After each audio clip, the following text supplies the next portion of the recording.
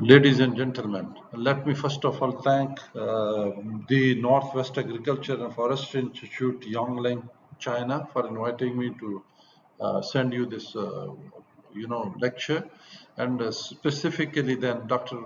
Professor Mushtaq, my colleague who is in China nowadays, and he's the one who bridged us with the university to have this presentation. What I'm going to talk to you is about climate change, fostering cooperation, driving innovation, and shaping global response.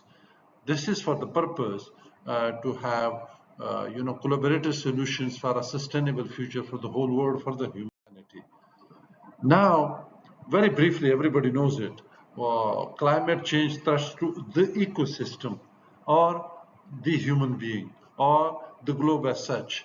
So, if you look at the key impacts that it has, climate change, one, extreme weather events in the world, shifting ecosystem and biomass, and then ocean acidification, rising temperature, everybody knows it, impact on wildlife, plant species, and human health. And then when we talk about, the rising temperature, the Earth's average temperature has increased 1.2 degrees Celsius since pre-industrial time, like last 250 or 300 years. Then, of course, we have a bigger, disaster that is coming in if it continues like this. That is melting ice and rising sea levels. The glaciers that China and Pakistan, this Himalaya is having, is melting at a faster rate, and that's what we are worried now. And of course, then it will have an impact on agriculture and food security for the whole world. Now, very briefly, if I say the connection between biodiversity and climate change. So, biodiversity role in climate regulation. Forest, is a carbon sinks. Wetland and water regulation, coastal ecosystem, and then, of course, this impact on, if you look at the slide, you can really observe the species that are threatened with extinction, as you see on data, mammals and birds, and all of them, they are threatened. And some of them, even 100% are going to be wiped out if the things are going like the way it's going. So there is a decrease in the biodiversity by 68% in the last almost 50 years. So that is because of 1 degree increase in the temperature. If I take another example, that is the impact of climate change and the global warming and climate disruption on agriculture. If you look at the agricultural productivity, it's impacted many factors because of this global warm and climate change. And they are like you may have impact on human health, desertification, you have a lot of problems in the drought and then heat waves, and you need something to have enough crop to feed. So this in turn is for the food security. We are having problem. Environment, atmosphere, and ocean is another problem, and of course stratospheric ozone depletion is one of. So there are multifold impact of the climate change on the globe as a whole. And now, if you talk about, the importance of international cooperation, innovation, and response to tackling climate change, why we need to work together. And I'm grateful to this, university for having this conference on this a very burning issue, because unless we work together, no country alone can tackle this issue that we are confronted with. So first, we have to work together because the global nature of the climate change. It's not only for one country or one region and one continent, it's for everybody. So for that, we had several international agreements like Paris Agreement in 2015, where the countries had committed to reduce greenhouse gas emissions. And that is what we call it nationally determined contributions. Then we have to, they agreed on this. And then, of course, we also need to do resource share and knowledge exchange. We all have to work together. There are some countries that cannot afford to have modern research on this discipline, so we have to support them. And of course, then we have to do innovation and use modern technologies, and that is the key to the sustainable solution. For example, technology advancement, like we have now green energy or renewable energy, what you call it, solar, wind, and hydro. That is, we have to, and then we have electric vehicle, for example, carbon capturing from the atmosphere. Germany has done wonderfully well that they capture from the air carbon and then they use it for generating electricity. Then there is new business model and green jobs that you can offer to the youth. There should be opportunity that can work with them, and then that you have we have to adapt ourselves through innovation. For example, innovative approaches to agriculture like climate resistance, resilient crops, urban planning, infrastructure, for example, and of course, coordinated global response for mitigation and adaptation. Like we can have mitigation efforts, and we can have adapting strategy together. And now, if we talk a little bit about global cooperation, why is it crucial to address climate change? First, as I said, transboundary effects, like China, Pakistan are sharing boundary. If one country is affected, the other one, and so is with the whole region.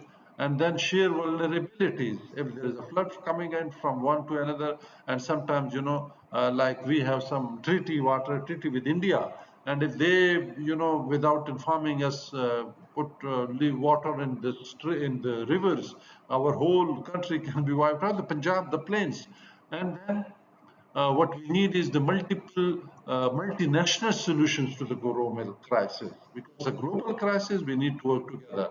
Like we can have sincerely effort for global emissions reduction, greenhouse gases, what we call it. We can have policies and regulation to impact it strictly. Then we can pool resources together and expertise. This conference is one example. Technology transfer, financial support, for example. And we have to address inequalities like climate justice. Some people, some countries are not producing, that amount of carbon emission, but they are suffering the most. The others who are having more emissions, they should keep the burden and support those countries that they have less share of, of their negative impact on climate change. So we have to financially support them. We should not leave behind any country. And of course, for climate justice and equitable burden sharing, that if there is a burden on a poor country, we should help them. And then we can have international agreement, as I said, where we had determined that it has to come below 2 degrees Celsius to the pre-industrial level. So we have to negotiating power, and then of course for building global resilience, global prepared and response if there is anything happen because of climate change, we have to work with them. Cross-border adaptation project. We should be having such projects that helps the neighboring countries. And of course, we can have multilateral institutions driving climate exchange, climate actions, like United Nations global organization like UN, World Bank, IMF, and others. They can work together for to help in this problem. Now, if I focus it, innovation is the key to climate action. Technology advancement regarding climate change, as I said, renewable energy, for example, innovation, importance of innovation in energy, agriculture, urban planning, and the most important, I will call it public-private partnership. That is how you can help, in mitigating the climate actions. The last one, what I said, the public-private partnership, little bit about this, little more, and that is that the private sector has a role in climate innovation, like they can invest in clean technologies, what we call it, as I said, solar, wind, battery storages, etc., electric vehicles. We can have corporate sustainability initiative, reducing carbon footprints, for example, implementing circular economies, for example. Then climate risk management, help companies and government to mitigate and adopt the climate change. And of course, if we talk about the innovation, climate innovation, and public-private partnership, in that we can have joint R&D with the government universities. For example, my university offers, come on, let's work together. My human resources for you, and then financial management mechanism for climate solutions. We can support policy support and incentive like tax breaks for those companies who produce clean energy or helps in that, are they helping the universities, for example, and then scalable solution. Government provide the regulatory policies supported need to ensure these innovations are adopted widely, and private companies deliver the technologies and services. That is what you call a scalable solution. And if we talk about some of the examples, success stories of successful public-private partnership and climate innovation, one is Mission Innovation, a global initiative partnership of R&D for low carbon technology like storage, smart grids, etc. Then there is a Green Climate Fund, very famous one. The private sector provides, capital and expertise in this sector. And of course, there is a Clean Energy Ministerial CEM. So these are some of the examples that are very famous. And if you talk about response, globally, all fronts together, China and Pakistan are very good friends. Let's work together. And local action. We focus on the area that are suffering. So local, what we need to do is community and grassroots innovation. We need local solution and community-driven innovation like smart agriculture, low renewable energy project, for example. Importance of inclusivity and empowering marginalized group, for example. Comprehensive plan, mitigation and adaptation, role of government, business, and individuals. We have to define it. A global response, national determined contribution, what we call it, and of course, building resilience. If we talk about building resilience, so that is that we should have, building climate resilient societies. We should be talking to the societies, what you call it, citizen science, focus on vulnerable region and communities, and highlight adaptation measures like flood defenses, drought resistant crops, and different other things that we can help, our universities can help. So now let's focus on the challenges. If we do all this, the global response to climate change, what are the challenges that we are facing? These challenges are of different kind, like political, like economic, like social, like technological factors.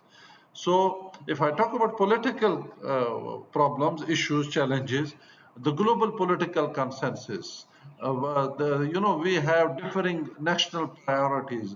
Always our leaders talk about the national interest. They never talk about the global interest. If you talk about the global interest, human interest, sometimes little bit at the cost of national interest, maybe the humanity will be saved. So we have to prioritize economic growth, poverty alleviation, leading to different priorities in climate action. And there is a weak international cooperation, political resistance, protectionist policies. They want their industry to grow. Somebody say, you growth, and now it's my turn to grow, so allow me to have more carbon in the air. And some of the countries withdraw from the climate treaties, so that undermine the global efforts. And there is geopolitical tensions, like now you see the whole world is at this crisis in the Middle East, that there is a bombing and things, and that will have more severe impact. And there are some other political issues like US-China relations, Russia-Europe energy dependencies, etc., etc. And one most important thing, insufficient climate finance. The rich countries are not contributing enough. There is a funding gap. Universities doesn't have fund. Specifically, I'm talking about the lower and middle income countries. They don't have funds to have more work on this discipline. And then if you talk about private sector reluctance, they want profit, they want money, so they are also not putting much in this. And inequitable distribution of funds. You need resources for the poor countries. You have to hold their hands to come up. And let me now a little bit talk about technological and infrastructure barriers, the issues that we are confronted with. That is the slow development of clean technologies, still there are fossil fuel infrastructure. People, the countries that are exporting, fossil fuel, they are still, have huge investment in the infrastructure. They're still investing in it, so they are reluctant to adopt it. And limited energy access in the developing country. They have no other choice than this fossil fuel that they are using. Sometimes it's cheaper for them. And if now I talk about social and economic inequalities, the challenges that they are, unequal impact of climate change. The rich country, they have, well, system and going water through the streams and canals and etc. But the poor countries, they specifically the population explosion in some of the countries. Pakistan is one example. The seasonal, streams, they build houses on that, and when flood comes, they destroy everything. So that is the economic challenges that we face, and then food and water insecurity. They don't have enough research that they precision in agriculture. They don't use modern technology like artificial intelligence, etc. And there are some countries that are resistant for high carbon industries. They are still using it and they are still emitting it. And sometimes, the public, the general public, there is a resistance to change. They don't want, change. So that's another one. And now let me talk about a little bit about the challenges that we are facing in weak policy framework and enforcement. There is a lack of binding commitments. The Paris Agreement, there was a very good diplomatic achievement, but yet this voluntarily commitment, there is sometimes, they don't do things in a speed. Inconsistent policies sometimes, and then there are regulatory and legal barriers, bureaucratic hurdle. The bureaucracy has really destroyed the world. Let me tell you very frankly. There are hurdles and so slow approval of the cases, processes of the green project. And finally, if I talk about carbon lock-in and path dependency, dependence on the as I said, fossil fuel, still they are dependent on them, and they need a lot of resources to convert it. And then sunk cost in high carbon assets. Many companies or government have made a huge investment in this, and they still want to keep that infrastructure, and they don't want to abandon that, things. If The other challenges that we are faced with, one is slow progress on climate adaptation, inadequate preparedness specifically for the low and middle income countries. They don't have infrastructure, they don't go that fast, and the sea level is rising, and there's extreme heat, flood, and droughts, and they are faced with. And lack of early warning system, the technology, the innovation with the poor countries. Specifically, there was a recently coming flood in the Florida, but they knew it a week before or 10 days before. But in a poor country, all of a sudden things come up and they don't have that early warning system. More about that, the things that are can be done easily by the universities, by the people, that is public awareness and education. There is a lack of climate literacy, not much, training of the trainers so that they go and talk to the community. And there is a misinformation and climate denial also. Some of the people, they still say, no, no, no. This is just a false story. Climate change is not there for its nature. It is okay. It comes, blah blah. So that is the mis and disinformation that we have to deal with. Uh, Little more about the international trade and global supply chain. There is high carbon footprint because of global trade. The ships, the aeroplanes, they are still on fossil fuels, and the shipping and aviation is producing high carbon footprints that we have to deal with. Carbon leakage also is another issue. And finally, climate migration and conflict. Some of the area, they are faced with climate change impact, and they are fighting, and they are having bombings, and they are civil unrest, and there are things. So this is another issue, that the vulnerable regions that we have to focus with. Millions of people are displaced. The poor people, they die because of food insecurity, and then because of climate change impact, and then there is a fight, there is a civil war, or there is the countries are fighting. And another issue is this resource conflict. Some people, some countries, as I said, we and India are some, treaty on water resources. Other countries, they are fighting on the resources, and that's another issue that we are confronted, we have to deal with.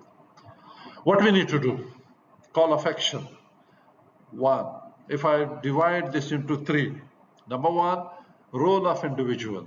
Let's produce agents of change, young people in the universities, or so that they know as a consumer, as a voter, as an innovator, your personal decision to select people who could care for this climate change. And the decisions, that decision will influence industry, policy, culture, things. Civil engagement advocacy asks the people to boycott the products that are, negatively impacting the climate. So we can influence the policy through activism, to voting, to public discourse. That's another one. And then innovation and entrepreneurship. Let's encourage our young people to be a good scientist, to be a good researcher, to work on this discipline with the modern technologies. I said machine learning, data science, AI, and others. And then they should be entrepreneurs so that they work for the green technology in medicine and environmental sustainability in human health, for example. One health is another issue that we can talk someday again. And of course, education and skill development, that a well-educated population can better take care of all these global challenges. So let's produce a good society, educated society, and they will take care of poverty, disease, and environmental degradation. This was about the individual. Now let's talk about the role of organization. Your university, my university, another university. First, let's work on innovation and technology. Universities are the places where they can create new technology, products and services, along with the public-private partnership with good industry, etc. And that will drive the economic growth and solve society problems. And then corporate social responsibility for industries. They have, if they're earning, they should invest some money. My university is offering, come on, work with us, give us some resources. We are with you. We produce good humans, young people that will work with that. So for the society, for the industries, they should there with because of their corporate social responsibility, they can work on this. And then creating employment, economic growth. If we work with the poor countries, we try to have there some entrepreneurship, some economy, they can take care of the climate, issues. Finally, for the organization, we can work partnership for sustainable development. Like my university is offering, again, I'm repeating several times, let's work together with NGOs, with the universities, with government organizations, we can work at that. Now, what is the role of the governments? Number one, they should have policy and legislation to tackle this issue. Number two, infrastructure and public services. They should have such an infrastructure in education, in healthcare, in transportation, in security, that they deal with all this. They should invest in the infrastructure, both in roads, schools, hospitals, like digital, that we are connected. Internet connectivity should be specifically in the low and middle income country. They are critical for fostering innovation, inclusivity, and long-term development. The other one is international cooperation. Through the government, they can work with the United Nations, with World Bank, with WHO, with IMF. Then we can deal with the global challenges. So multilateral cooperation is the key to deal with issues like climate change, pandemics, trades, and others. We can work. Regulation and accountability. Do the policy and then an accountability. If somebody, some countries, some industries, anywhere they are not following the green things that they have already committed to, so we should be taking them accountable, and we can ask them, taking them to the task. And finally, the most important one, incentivizing innovation and progress. Give them incentives, subsidies, grants, tax incentives, and others, so that people come in and do all this. And then, of course, we will be requesting the government, the industry to fund the research institutions, the universities, to play a critical role in this. I'll give you one example before I close it. These are 170 types of carbon credits.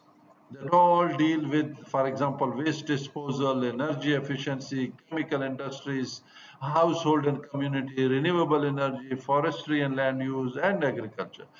So there are 170 types of carbon credits that you can talk about. So these are the things that our university students should be knowing, and they should be working on all this.